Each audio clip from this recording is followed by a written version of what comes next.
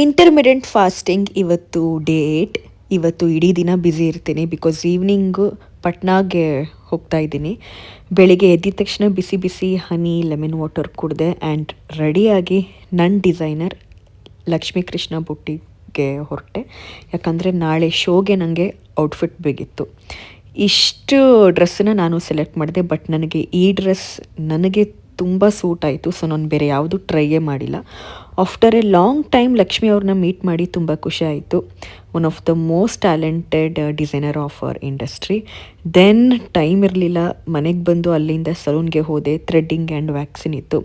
ಮನೆಗೆ ಬಂದು ಊಟ ಮಾಡೋ ಅಷ್ಟರಲ್ಲಿ ಟೈಮ್ 2 ಗಂಟೆ ಆಗೋಗಿತ್ತು. ಬಟ್ ಆದರೂ ಯಾಕೋ ಅಷ್ಟು ಹೊಟ್ಟೆ ಹಸಿವಾಗಲಿಲ್ಲ, ಬಿಕಾಸ್ 1 ವಾರದಿಂದ ಇಂಟರ್ಮಿಡಿಯೆಂಟ್ ಫಾಸ್ಟಿಂಗ್ ಮಾಡ್ತಿದ್ನಲ್ಲ, ಆದ್ದರಿಂದ ನನ್ನ ಬಾಡಿ ಫಾಸ್ಟಿಂಗ್ಗೆ ಸೂಟ್ ಆಗೋಗಿದೆ.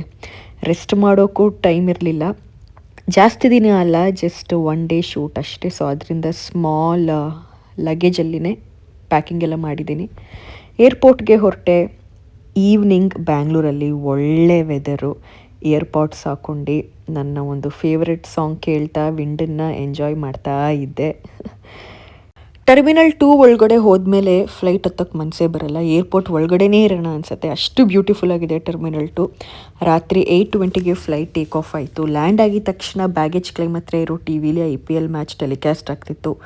ವೈಭವ್ ಸೂರ್ಯವಂಶಿ ಜಸ್ಟ್ 36 ಬಾಲ್ಸಿಂದ 101 ಸೆಂಚುರಿನ ಕ್ರಾಸ್ ಮಾಡಿದ್ದಾನೆ. ಜಸ್ಟ್ ಒಂದು 14 ಇಯರ್ಸ್ ಹುಡುಗ.